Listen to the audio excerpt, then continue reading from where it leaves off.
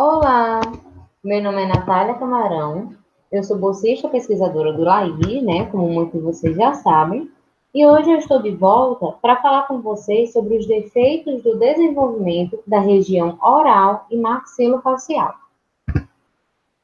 Então, hoje eu falarei sobre as fendas orofaciais, o lábio duplo, os grânulos de Fordyce, leucoedema, microglossia, macroglossia, anquiloglossia, tireoide lingual, língua fissurada, língua pilosa, fístulas laterais do palato mole e as exostosas.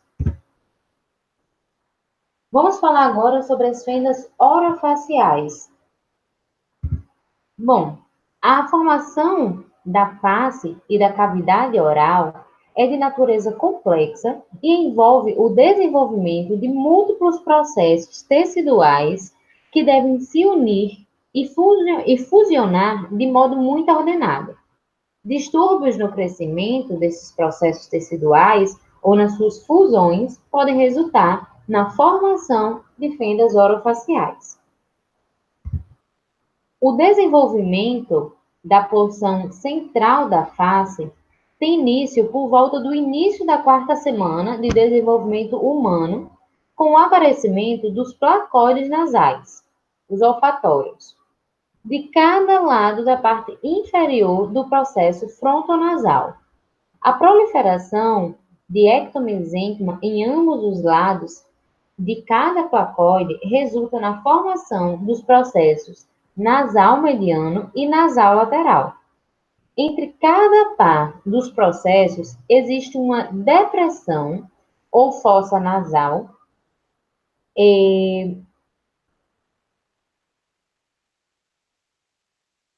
que corresponde à narina primitiva. Durante a sexta e sétima semanas de desenvolvimento, o lábio superior ele é formado pela união dos processos nasais medianos com os processos maxilares do primeiro arco branquial. Logo, a parte média do lábio superior é derivada dos processos nasais medianos e as partes laterais são derivadas dos processos maxilares. Os processos nasais laterais, eles não estão envolvidos na formação do lábio superior, porém, eles dão origem à asa do nariz. O palato primário também é formado pela união dos processos nasais medianos para formar o segmento intermaxilar. Tal segmento, ele dá origem à pré-maxila, uma estrutura óssea com formato triangular que abrigará os 4 incisivos superiores. O palato secundário, que constitui mais de 90% do palato duro e palato mole, é formado pelos processos maxilares do primeiro arco branquial. Durante a sexta semana, projeções bilaterais emergem das porções medianas dos processos maxilares para formar as cristas palatinas. Inicialmente, estas cristas, elas são orientadas em uma posição vertical de cada lado da língua em desenvolvimento. Conforme a mandíbula cresce, a língua assume uma posição mais inferior, permitindo que as cristas palatinas elas sofram uma rotação para uma posição horizontal e cresçam uma em direção à outra. Por volta da oitava semana, já ocorreu crescimento suficiente para permitir que as porções anteriores de tais cristas iniciem a fusão entre si. As cristas palatinas também se fusionam com o palato primário e com o septo nasal. Tal fusão inicia-se na porção anterior do palato e progride posteriormente, estando completa por volta da 12ª semana de vida.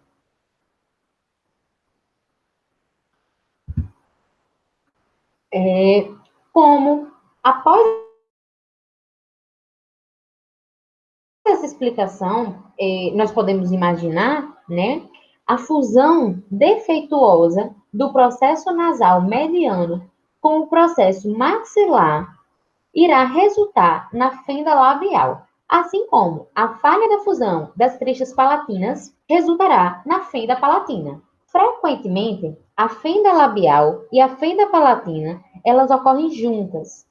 Aproximadamente 45% dos casos são representados por fenda labial mais fenda palatina, sendo 30% dos casos isolados de fenda palatina e 25% de casos isolados de fenda labial. A causa das fendas não sindrômica não segue nenhum padrão simples mendeliano de herança, mas parece ser heterogênea, como o etilismo e o tabagismo materno, a deficiência do ácido fólico, dentre outros fatores, né? O consumo materno de álcool, ele foi associado ao aumento no risco de desenvolvimento, tanto para as fendas sindrômicas como para as não sindrômicas. O hábito de tabagismo materno, no mínimo, dobra a chance de desenvolvimento de fendas em comparação com mães não tabagistas. Além disso, vários estudos têm demonstrado que a deficiência de ácido fólico aumenta o risco para a fenda labial e a fenda palatina. O uso materno de corticosteroides, por sua vez, ele está associado ao aumento de risco em 3 ou 4 vezes para o desenvolvimento de fendas orofaciais, e um aumento na frequência também foi relacionado ao uso de anticonvulsivantes, especialmente a fenitoína, já que ela aumenta cerca de 10 vezes a chance para a formação de fendas. A fenda labial é associada ou não à fenda palatina e a fenda palatina isolada representam a vasta maioria das fendas orofaciais. Entretanto, outras fendas raras também podem ocorrer. A fenda facial lateral, ela é causada pela falta de fusão dos processos maxilar e mandibular e representa 0,3% de todas as fendas faciais. Tal fenda, ela pode ser unilateral ou bilateral, se estendendo, da comissura labial até a orelha, resultando em uma macrostomia. Já a fenda facial oblíqua, ela estende-se do lábio superior ao olho. Tal fenda, ela está quase sempre associada à fenda labial e muitas vezes as formas graves, elas infelizmente são incompatíveis com a vida. A fenda facial oblíqua, ela pode envolver a narina, assim como na fenda labial, ou pode passar lateralmente pelo nariz e se estender para o olho.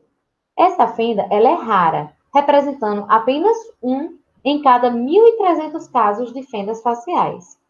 Algumas dessas fendas, elas podem resultar da falha na fusão do processo nasal lateral com o processo maxilar. Outras podem ser causadas por bandas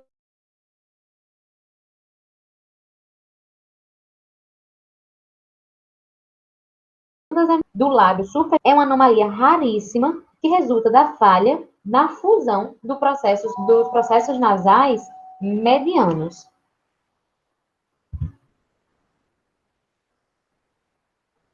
Quanto às características clínicas e radiográficas, a formação de fendas é um dos defeitos congênitos mais frequentes em humanos e abaixo estão algumas características clínicas e radiográficas delas. Uma fenda labial completa, ela estende-se através da narina, porém, uma fenda labial incompleta não envolve o nariz. As fendas completas que envolvem o alvéolo geralmente ocorrem entre o incisivo lateral e o canino. Não é incomum os dentes, especialmente o incisivo lateral, estarem ausentes na área da fenda. Porém, dentes supranumerários podem ser observados e o defeito ósseo ele pode ser observado em radiografias. A fenda palatina, ela mostra considerável variação em relação à gravidade. O defeito pode envolver os palatos duro e mole ou apenas o palato mole. A menor manifestação da fenda palatina é a úvula fendida ou a úvula bífida, como vemos nessa imagem do meio. Em alguns casos, uma fenda palatina submucosa desenvolve-se. A superfície mucosa apresenta-se intacta, porém, existe um defeito na musculatura subjacente do palato mole, como podemos ver nessa imagem inferior.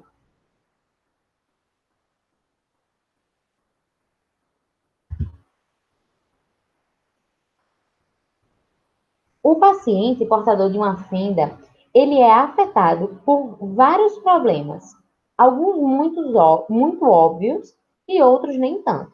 O problema mais evidente é a aparência clínica, que pode levar a dificuldades psicossociais.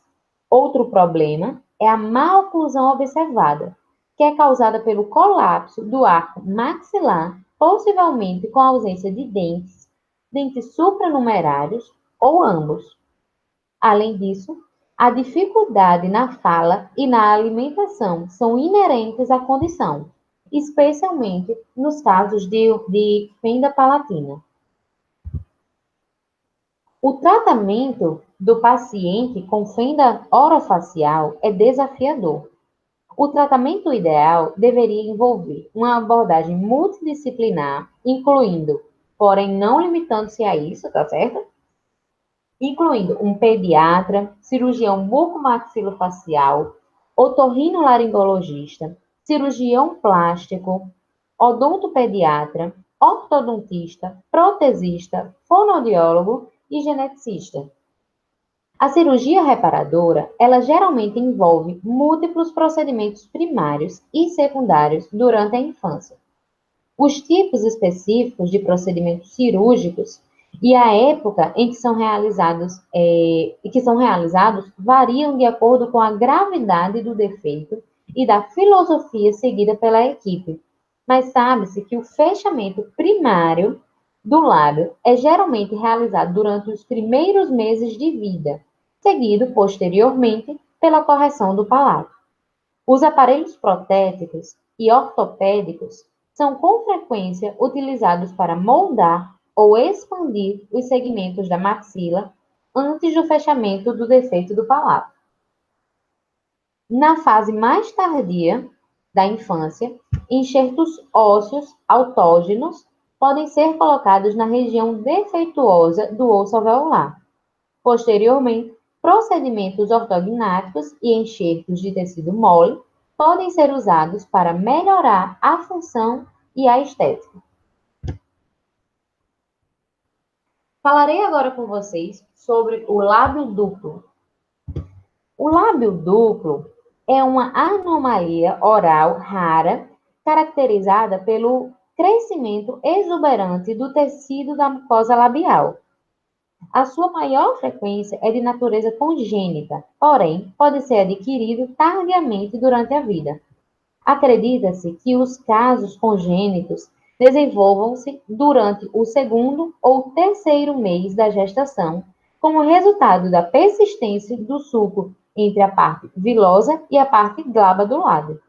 O lábio duplo adquirido, ele pode ser um componente da síndrome de Usher, ou pode ser causado por traumatismo ou hábitos orais, como o de ficar sugando o lábio. Em um paciente com lábio duplo, o lábio superior é afetado com frequência bem maior que o inferior e, ocasionalmente, ambos podem estar envolvidos. Com os lábios em repouso, a condição em geral não é percebida. Porém, quando o paciente ele sorri, como é mostrado nessa imagem, ou quando os lábios eles estão tensionados, né, o excesso de tecido se torna visível. Nos casos discretos de lábio duplo, pode não haver necessidade de um tratamento. Mas nos casos mais graves, a excisão cirúrgica simples do tecido em excesso pode ser realizada com finalidade estética. Grânulos de Fordyce. Os grânulos de Fordyce são glândulas sebáceas que ocorrem na mucosa oral. As glândulas sebáceas, elas são consideradas estruturas dérmicas anexas. Por isso, quando elas são encontradas na cavidade oral, são muitas vezes consideradas ectópicas. Entretanto, como os grânulos de Fordyce são relatados em mais de 80% da população, sua presença ela deve ser considerada uma variação anatômica normal. Os grânulos de Fordyce apresentam-se como múltiplas pápulas amareladas ou branco-amareladas, mais frequentemente encontradas na mucosa jugal e na porção lateral do vermelhão do lábio superior, como podemos ver nessa imagem de cima. E também na de baixo, né? Às vezes, tais glândulas aparecem também na região retromolar e no pilar amigdaliano anterior. Os grânulos de Fordyce são mais comuns em adultos do que em crianças, provavelmente devido a fatores hormonais. A puberdade, ela parece estimular o desenvolvimento desses grânulos.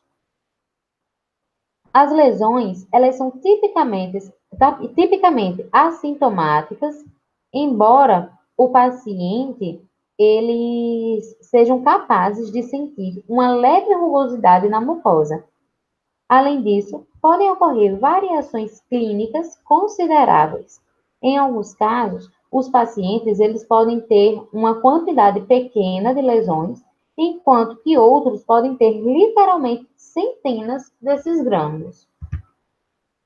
Como os grânulos de Fordyce consistem em uma variação anatômica normal e são assintomáticos, nenhum tratamento é indicado. Em geral, o aspecto clínico ele é característico e a biópsia não é necessária para o diagnóstico. Em alguns casos, os grânulos eles podem tornar-se hiperplasiado ou podem também formar pseudocistos preenchidos por ceratina. Os tumores que se desenvolvem nesses grânulos, eles são raros, certo? Então, não há necessidade para grandes preocupações. Leucoedema. O leucoedema é uma condição comum da mucosa oral de etiologia desconhecida. Como o leucoedema é muito comum, parece ser razoável argumentar que o leucoedema representa mais uma variação da normalidade do que uma doença. Embora o leucoedema pareça ser uma alteração no desenvolvimento, alguns estudos mostram que é mais comum e mais acentuado em pacientes tabagistas e se torna menos pronunciado quando o paciente abandona o hábito do tabagismo. Quanto às características clínicas, o leucoedema ele caracteriza-se pela aparência difusa, opalescente e branco acinzentada, cremosa da mucosa, como podemos ver nessa imagem. A superfície, ela apresenta-se frequentemente pregueada, resultando em estrias esbranquiçadas ou rugosidades. As lesões, elas não são destacáveis, certo? É um diferencial para a candidose. Em geral, o leucoedema, ele acomete a mucosa jugal bilateralmente e pode estender-se até a mucosa labial. Em raras ocasiões, pode haver envolvimento do soalho bucal e dos tecidos palato-faringeanos. É importante citar que o leucoedema pode ser facilmente diagnosticado clinicamente, porque o aspecto esbranquiçado, ele diminui muito ou até mesmo desaparece quando a mucosa ela é evertida e distendida, como mostra essa imagem. Na de cima, nós vemos as rugosidades, vemos a aparência difusa, né, esbranquiçada, e ao distender essa mucosa jugal, ela desaparece. Então, essa é uma característica típica do leucoedema. O leucoedema é uma condição benigna e nenhum tratamento é necessário. O aspecto clínico característico de lesão branco-acinzentada ou opalescente na mucosa gingal, que desaparece após o estiramento, auxilia a distingui-lo de outras lesões brancas comuns, como a leucoplasia, a candidose, o líquen plano.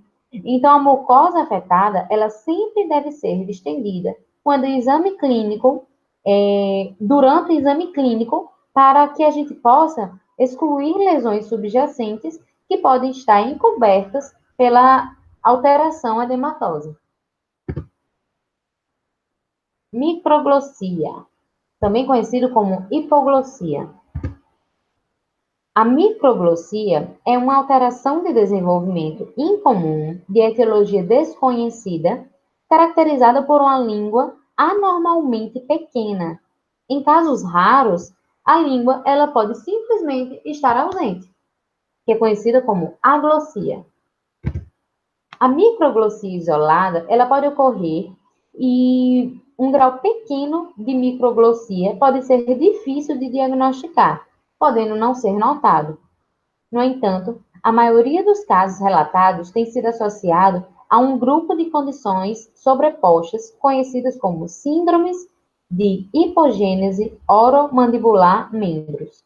Tais síndromes, elas são caracteristicamente associadas à anomalia dos membros, como hipodactilia, que é a ausência de dedos, e hipomelia, que é a hipoplasia de parte ou de todo o membro.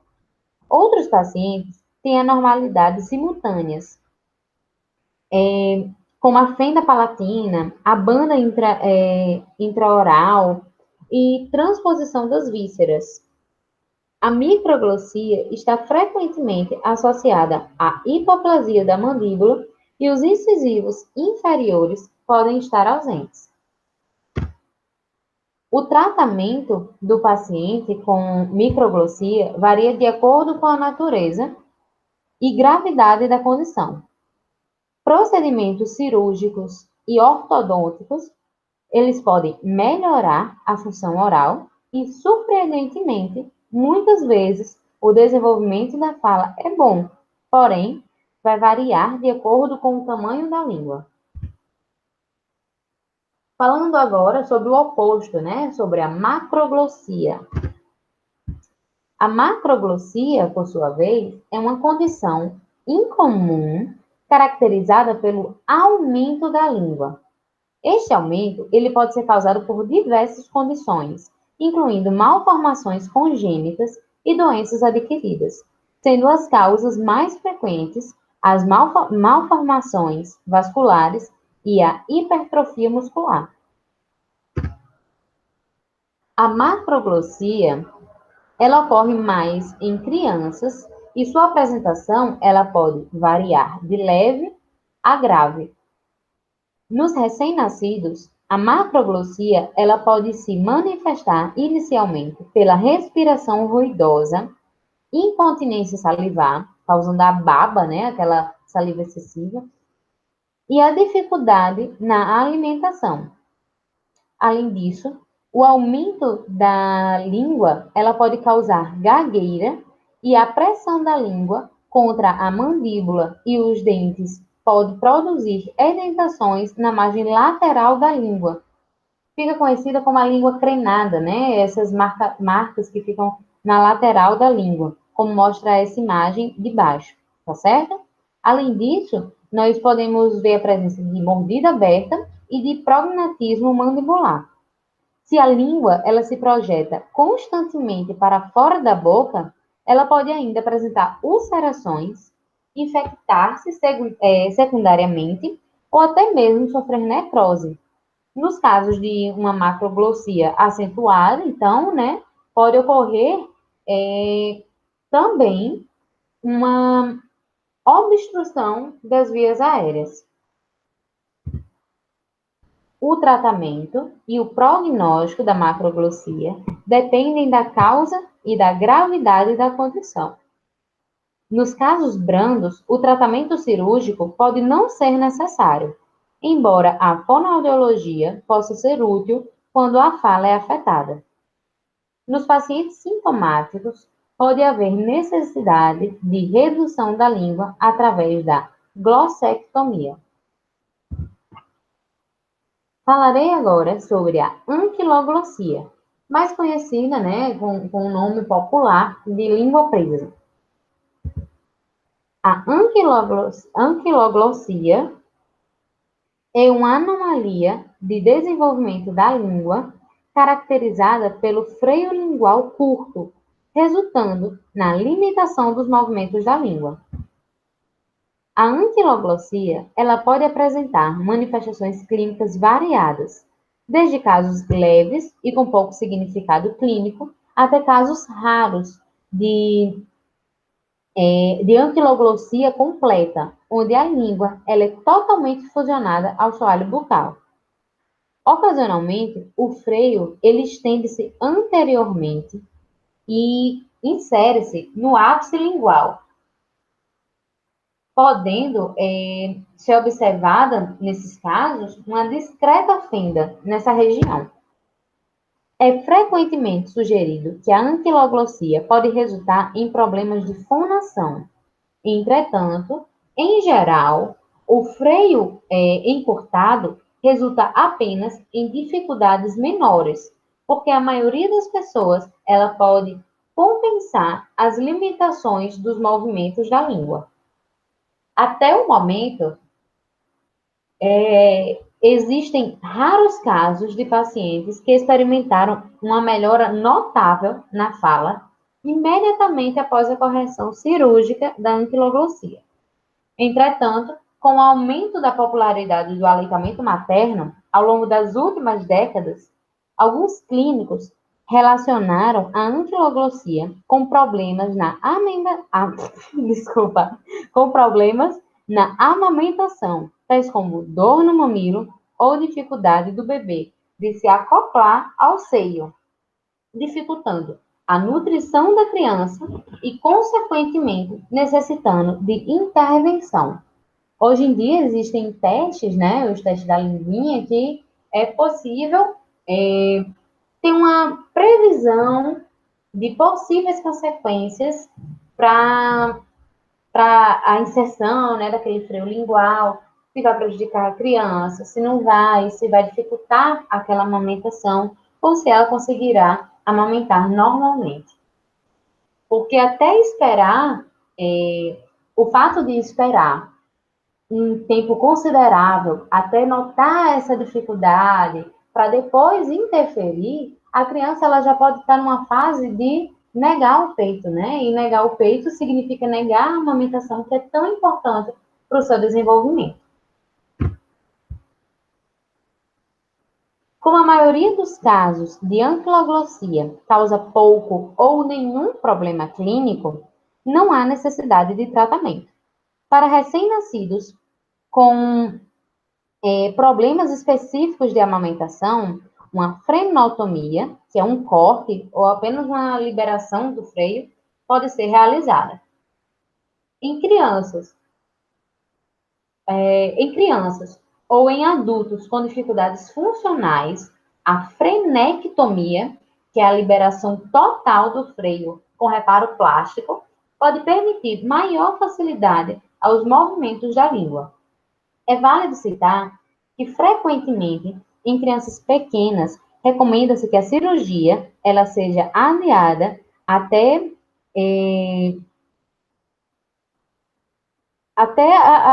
as primeiras, né, a visão das primeiras consequências desse fato da dificuldade na alimentação, como eu disse anteriormente.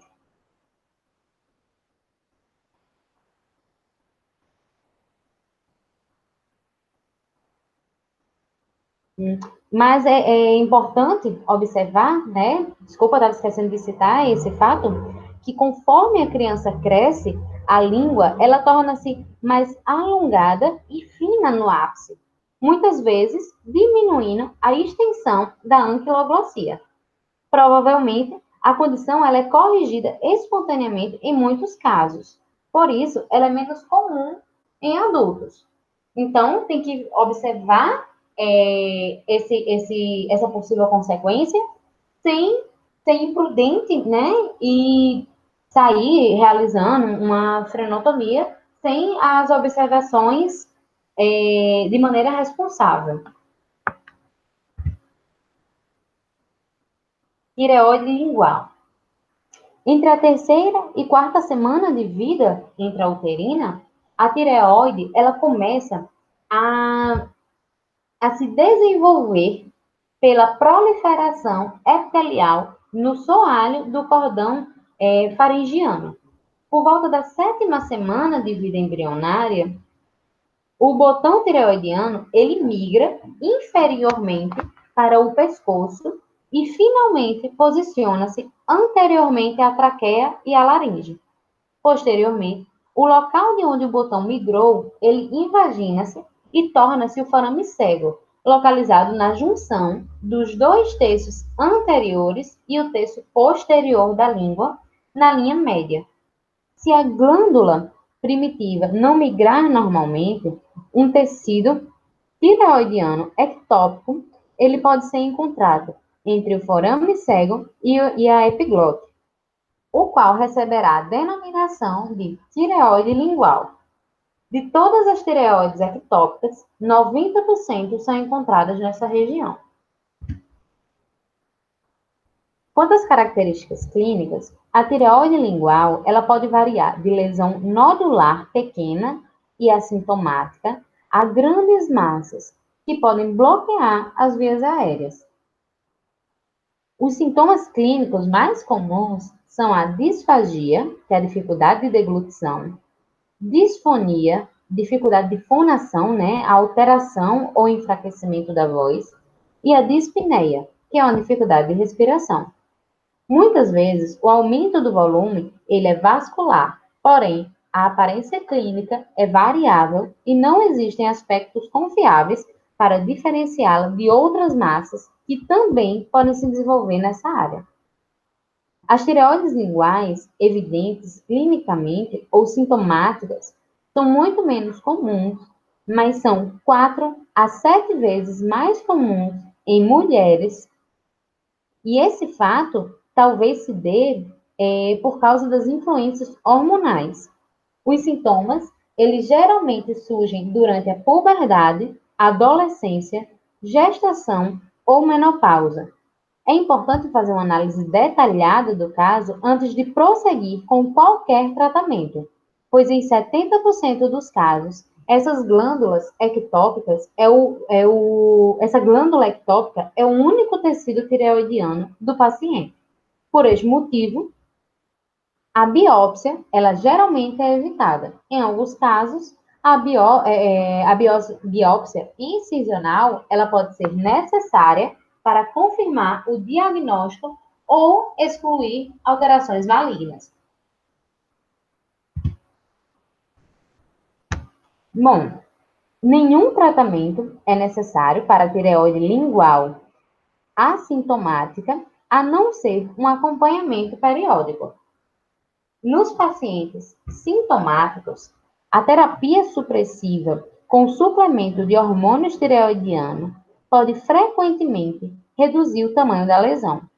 Alguns autores aconselham a realização deste tratamento também em pacientes assintomáticos para, assim, prevenir um possível aumento posterior do tamanho. Quando a terapia hormonal ela não elimina os sintomas, a remoção cirúrgica ou ablação com iodo radioativo 131 são indicadas. Língua fissurada. A língua fissurada é uma condição relativamente comum, caracterizada pela presença de várias fissuras ou sulcos na superfície dorsal da língua. A sua causa ela é incerta, mas a hereditariedade parece ter um papel significante e fatores ambientais e idade também podem contribuir para o seu desenvolvimento. Os pacientes com língua fissurada exibem múltiplos sulcos ou fissuras na superfície da língua, variando de 2 a 6 milímetros de profundidade. Variações consideráveis, elas podem ser observadas no aspecto clínico da língua fissurada. Nos casos mais graves, fissuras numerosas cobrem completamente a superfície dorsal e dividem as papilas linguais em múltiplas ilhas.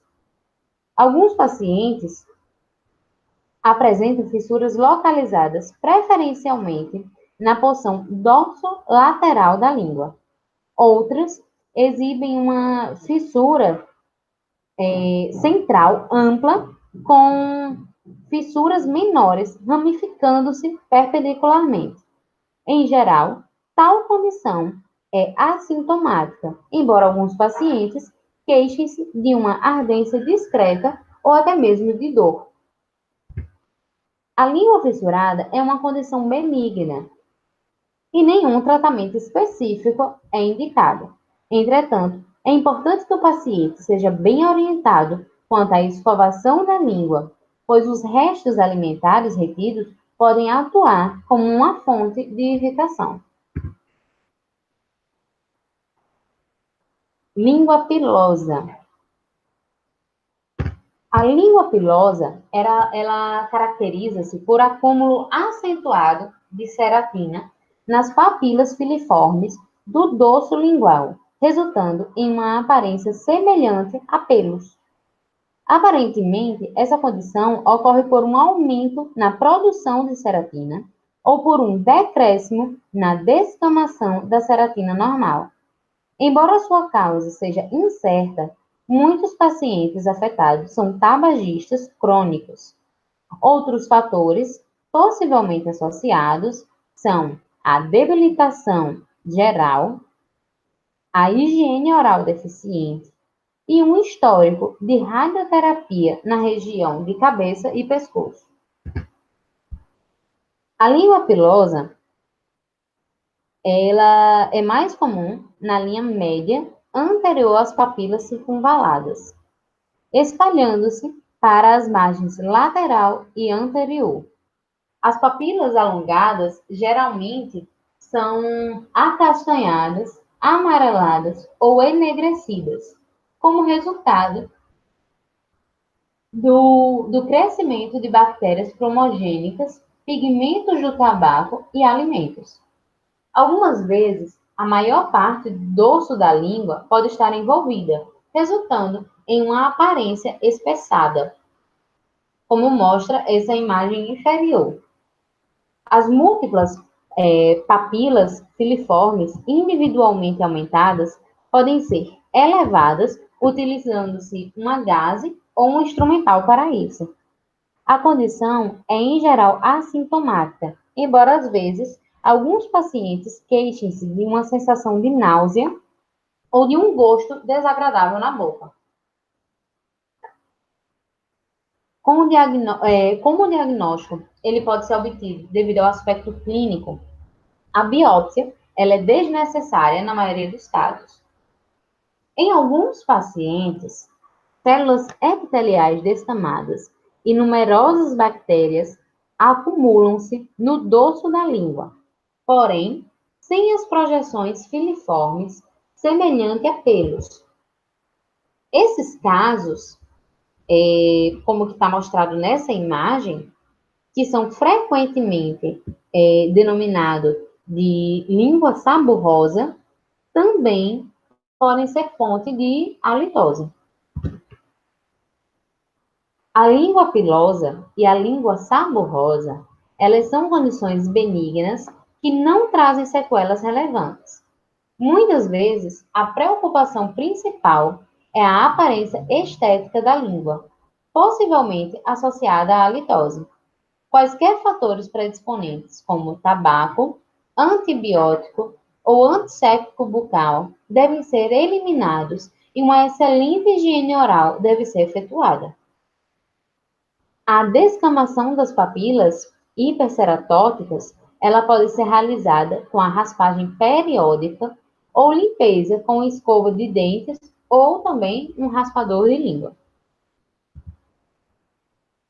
Fístulas laterais do palato mole. As fístulas laterais do palato mole são alterações raras de patogênese incerta. Muitos casos, eles parecem ser congênitos, possivelmente relacionados com um defeito do desenvolvimento da segunda bolsa faringiana. Algumas fístulas, elas podem ser resultantes de infecção ou cirurgia na região amidaliana. As fístulas laterais do palato mole são geralmente bilaterais, mas podem ocorrer em apenas um lado. Elas são mais comuns no pilar amidaliano anterior, como mostra a figura, mas também podem envolver o pilar posterior. As perfurações são comumente assintomáticas, variando de poucos milímetros a mais de 1 centímetro. Poucos casos têm sido associados a outras anomalias, como a ausência ou hipoplasia das amígdalas palatinas, perda de audição e também uma fístula pré-auricular.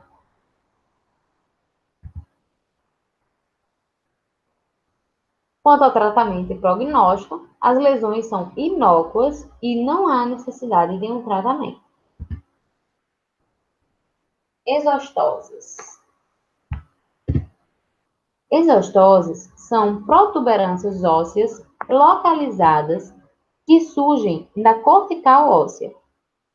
Esse crescimento benigno afeta frequentemente a maxila e a mandíbula, sendo os mais comuns o tórus palatino e o tórus mandibular, que serão abordados mais adiante.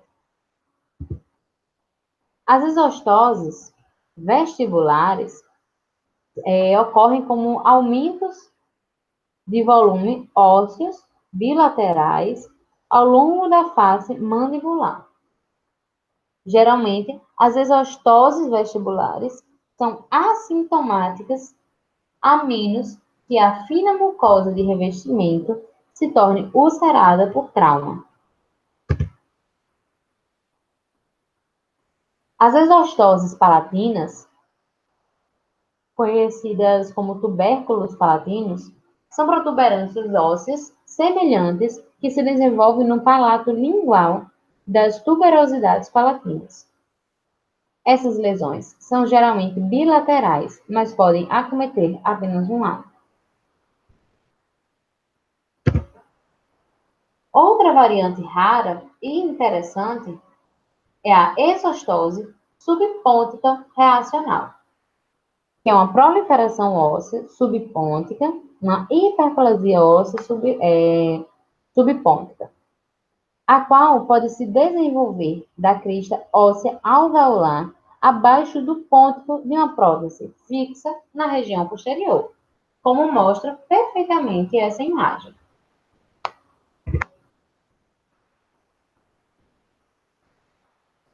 Quanto ao tórus palatino, ele trata-se de uma exostose comum que ocorre na linha média do palato duro, como mostram essas imagens.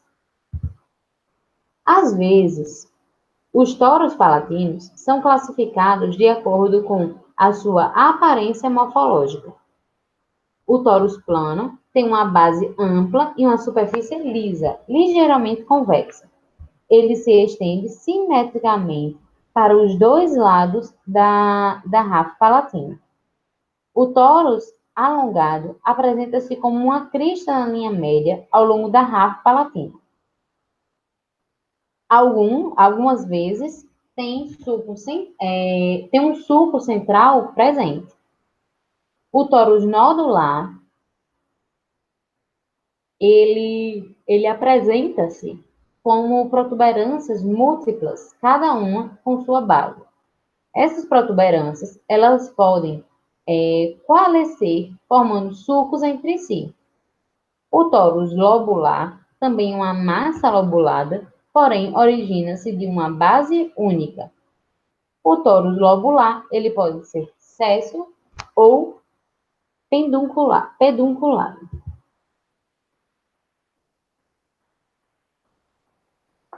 A maioria dos toros palatinos é pequena, medindo menos de 2 centímetros de diâmetro. Entretanto, podem aumentar lentamente de tamanho ao longo da vida, às vezes ocupando toda a extensão da abóbada palatina. Além disso, a maioria dos touros é assintomática, mas em alguns casos, a mucosa de revestimento fina pode ulcerar-se devido a um trauma. Usualmente, o tórus palatino não aparece em radiografias dentárias de rotina. Eventualmente, ele pode ser observado como uma radiopaticidade em radiografias periapicais, quando o filme ele é colocado por detrás do tórus durante a tomada radiográfica. Quanto ao tórus mandibular, ele é uma exostose comum que se desenvolve ao longo da superfície lingual da mandíbula, acima da linha miloióide, na região de pré-molares. Geralmente, os pacientes não sabem que apresentam tórus mandibular, a menos que a mucosa de revestimento se torne secundariamente ulcerada por trauma. Em raros casos, os toros bilaterais podem se tornar tão grandes que quase se encontram na linha média, como mostra essa imagem do meio. Um tórus mandibular grande pode aparecer em radiografias periapicais como uma radiopacidade superposta às raízes dentárias, como podemos ver nessa radiografia de cima. Especialmente em radiografias, né, da região anterior. Além disso, né, o tórus mandibular, ele pode ser facilmente visualizado nas radiografias oclusais, como temos na radiografia de baixo.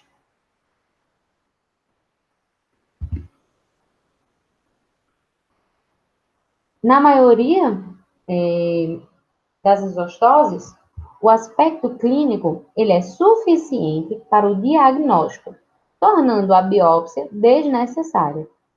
Quando existem dúvidas no diagnóstico, a biópsia ela deve ser realizada para excluir outras lesões ósseas. Quando as exostoses estão expostas a traumatismo constante ou quando existe ulceração e dor ou interfiram na função oral, há indicação de remoção. Além disso, a remoção cirúrgica também pode ser necessária para acomodar uma prótese dentária ou para permitir a adaptação apropriada de um retalho durante a cirurgia periodontal. Pode ser necessária a remoção cirúrgica da exostose subponta reacional quando ela interferir na higienização bucal, né? Ou também quando estiver associada à doença periodontal adjacente.